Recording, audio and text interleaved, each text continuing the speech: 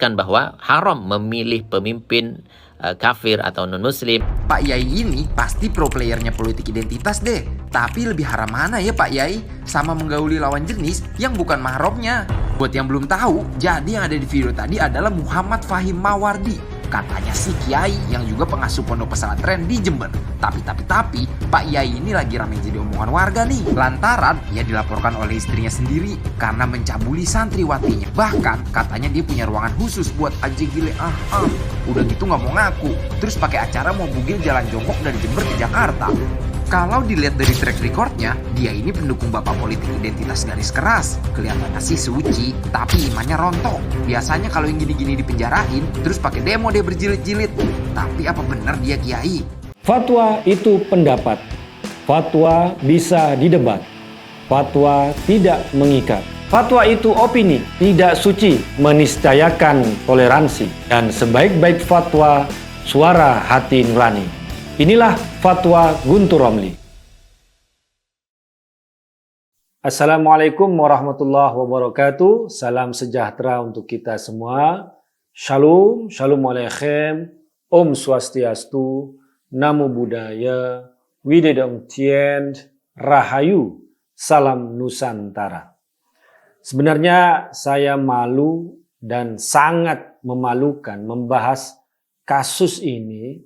Ada seorang yang mengaku-ngaku sebagai kiai di Jember bernama Fahim yang kini menjadi tersangka kasus pencabulan terhadap santri-santrinya. Ini bukan kasus yang main-main karena yang melaporkan adalah istrinya sendiri. Dan menurut penuturan istrinya, si Fahim ini punya ruangan yang memakai fingerprint atau harus pakai sidik jari yang bisa membuka ruangan itu yang diduga menjadi tempat pelecehan pencabulan kepada santri-santriwatinya. Diberitakan ada belasan santriwati yang menjadi korban karena sudah tidak tahan, maka istri Fahim ini datang ke polisi dan melaporkan kelakuan suaminya. Ini kasus jelas-jelas sangat memalukan dan memilukan. Karena santri-santri dititipkan oleh orang tua kepada pesantren, kepada seorang kiai, kepada seorang guru, kepada seorang ustadz untuk dididik. Untuk dididik akhlaknya, budi pekertinya, diberi ilmu pengetahuan, tapi ini malah menjadi korban.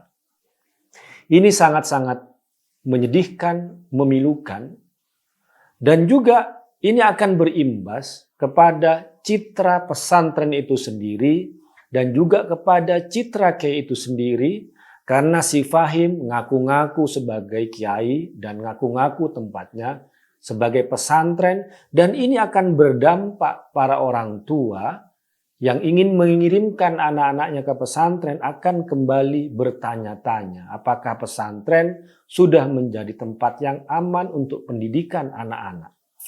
Tapi saya kira dan saya yakin bahwa masyarakat sudah cerdas bisa membedakan mana yang kiai-kiai beneran, mana kiai yang cuma ngaku-ngaku, mana pesantren yang benar-benar pesantren yang punya sejarah pendidikan yang panjang. Di Republik ini mana pesantren yang baru berdiri kemudian mengaku-ngaku seperti tempat si Fahim ini. Dan ternyata benar. Si Fahim hanya ngaku-ngaku sebagai kiai karena dia lebih tampak sebagai seorang provokator, seorang penyebar kebencian yang berdalih atas nama agama. Masih viral jejak digital si Fahim ini bagaimana pernah mengatakan Kiai Haji Said Agil Siraj yang waktu itu masih menjadi ketua umum PBNU sebagai anak Dajjal, sebagai antek Dajjal hanya karena tidak setuju dengan istilah Islam Nusantara.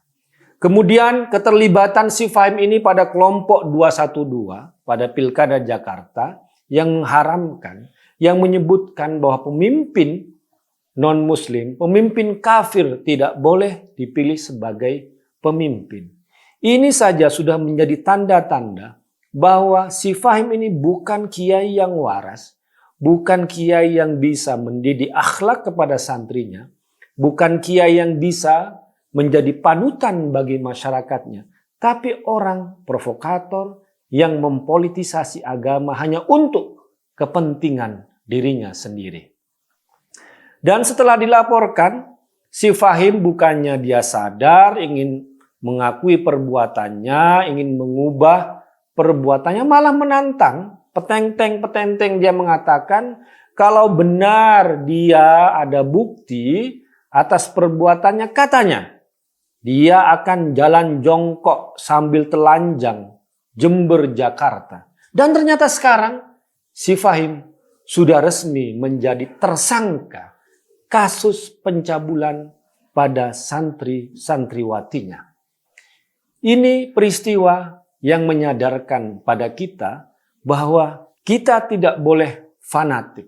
Kita harus tetap menggunakan nurani, menggunakan akal sehat kita untuk memilih mana seseorang yang pantas kita panggil sebagai kiai, mana pesantren yang bisa layak menjadi pendidikan bagi anak-anak kita. Atau hanya orang-orang seperti Fahim ini yang mempolitisasi agama dan menyebarkan kebencian, menyebarkan fitnah, dan sekarang dia menjadi tersangka kasus pencabulan santri-santrinya.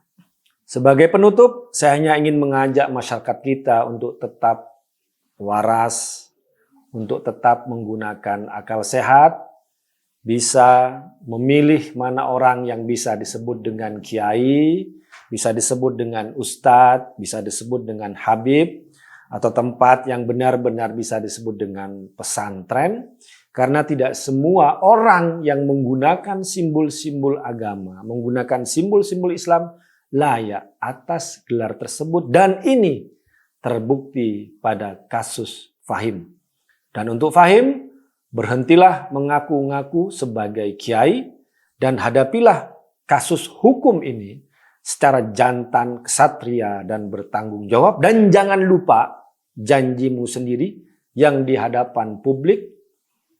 Jika terbukti nanti, bersiaplah untuk jalan jongkok sambil telanjang Jember, Jakarta. Demikian, wassalamualaikum warahmatullahi wabarakatuh.